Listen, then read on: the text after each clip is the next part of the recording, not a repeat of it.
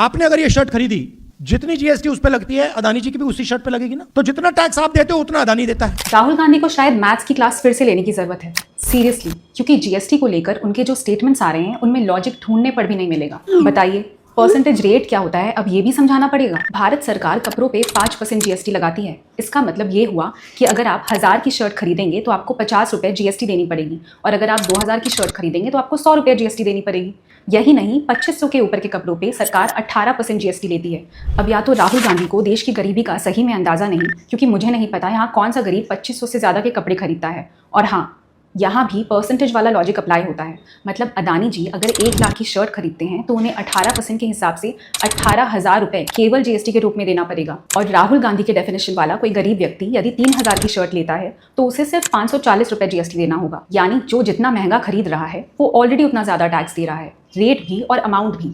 क्या मिस्टर गांधी ये चाहते हैं कि लोग जब शॉपिंग करने जाए तो इनकम प्रूफ साथ लेकर जाए ताकि उन पे उस हिसाब से जीएसटी लगाया जा सके?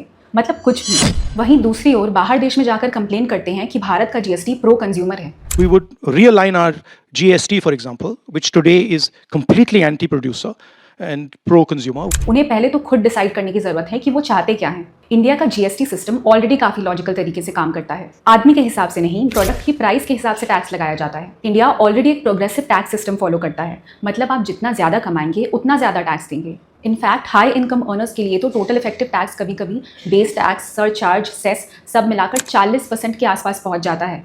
तो ये कहना कि रिच कंट्रीब्यूट नहीं करता फैक्चुअली सही नहीं है। एग्जाम्पल के लिए अदानी ग्रुप ने फाइनेंशियल ईयर 2025 में लगभग 74,945 करोड़ रुपए का टैक्स दिया था, पिछले फाइनेंशियल ईयर से 29% ज़्यादा। ये पैसा इकोनॉमी, इंफ्रास्ट्रक्चर और जॉब्स में ही तो लगता है। एक और बात समझने की ज़रूरत है, अगर आप किसी पे हद से ज़्यादा टैक्स लगाने लगेंगे सिर्फ इसलिए कि वो अमीर है तो उससे लॉन्ग रन में कुछ मेजर इश्यूज हो सकते हैं, जैसे इन्वेस्टमेंट में गिरावट, brain drain, capital flight, reduced revenue, increased tax evasion, cost passing या फिर कंपनी का ही फॉरेन शिफ्ट हो जाना। इसलिए टैक्सेशन इमोशनल नहीं, बैलेंस्ड और प्रैक्टिकल होना चाहिए। इंडिया एक डेमोक्रेसी है और डेमोक्रेसी का मतलब इक्वालिटी ऑफ अपॉर्चुनिटी है, ना कि सक्सेस को पनिश करना। पॉलिसीज बनाने के लिए देश विदेश